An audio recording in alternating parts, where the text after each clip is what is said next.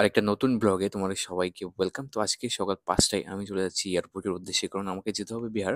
প্রথমত আমি তো এয়ারপোর্টে যাবো, একটু ডিউটি করব। তারপরে আমার ফ্লাইট হলো ১০টা ৫-এ। তো এর আগ অব্দি একটু আমি ডিউটি করব।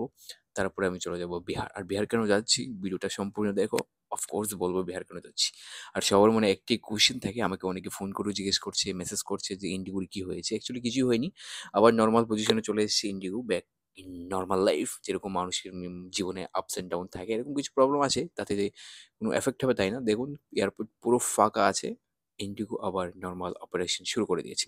তো আপনারা আপনাদের ফ্লাইট বুক করতে পারেন উইথাউট এনি হেজিটেশন। সো আশা করি সব প্রশ্নের উত্তর দিয়ে দিলাম। আর এই ভিডিওটা যদি ইনফরমেশন হয় তাহলে শেয়ার করে দাও, ইনফরমেশনগুলো পাস করে দাও। তো চলো আমি আমার ব্লগে ফিরে যাই। তো ডিপার্চার যাওয়ার জন্য আমাকে যেতে হবে 104। আর আমার 104 সবাই জানি আমার নিচে অনেকটা দূর। তো 104 যাওয়ার জন্য আমাকে লিফট করে যেতে হবে নিচে। আর এই সেই জায়গা যেখানে আপনারা ফ্লাইট ডিলে হলে এখানে এসে রেস্ট করতে পারবেন বুক করে। যারা আমার ব্লগ রেগুলার দেখো তারা সবাই জানো যে আমি কলকাতা থাকি, তাহলে বিহার কেন যাচ্ছি। তো বিহার যাচ্ছি একটা অফিসিয়াল ডিউটির জন্যই, অফিসিয়াল কাজ।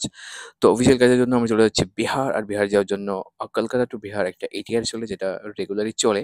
তো এটিআর ফ্লাইটে সম্ভবত আমার একটু ভয় লাগে, স্টিল আমার যেতেই হবে কারণ কোনো অপশন নেই। আমি জানি না এটিআর আমার কেন ভয় লাগে, যদিও আজকে ট্রাভেল করে মনে হলো যে এটিআর না, ভালোই ছিল, খুব সুন্দর smooth take off and landing খুব স্মুথলি ছিল। তো এই সেই এটিআর, যেহেতু কলকাতা বেসে থাকি তো মোস্ট অফ দ্য ক্রু আমাদের চিনে। তো ফ্লাইটে উঠতে আমাকে একটা ওয়াটার বটল দিয়ে স্বাগত করলো আমাদের এই চেনা জানা একজন ক্রু।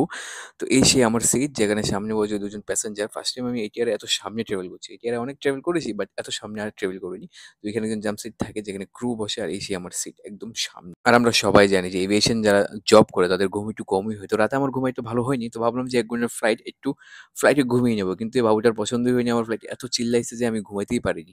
তো ফাইনালি ল্যান্ড করে দিলাম বিহার। জানি না কিরকম, বিহার একটা নতুন এয়ারপোর্ট হয়েছে।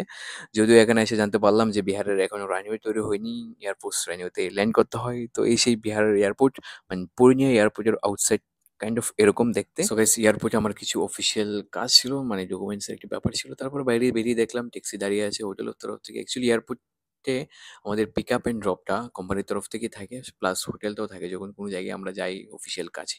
আমার মাথায় একটা জিনিসই চলছে, কখন রুমে যাব, খাবো অ্যান্ড ঘুমাবো। কারণ সেই সকাল ৬টা থেকে বেরিয়েছি, এখনো কিছু খাইনি, ব্রেকফাস্টও ঠিকঠাক করিনি।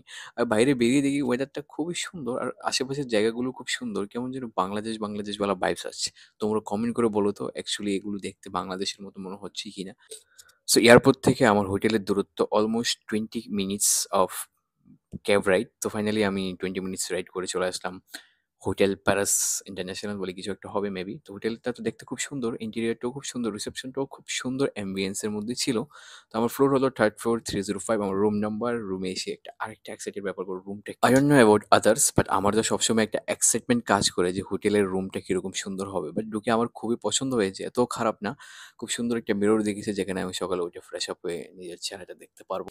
চলো, আজকের ভিডিওটা যদি ভালো লাগে শেয়ার করো, আর ইনফরমেশনটাও যদি ভালো লাগে শেয়ার করে দিও। চলছি আরেকটা ভিডিওতে, সাবস্ক্রাইব করে দিও, ফলো করে দিও আমার ফেসবুক পেজটা। Bye bye, tata.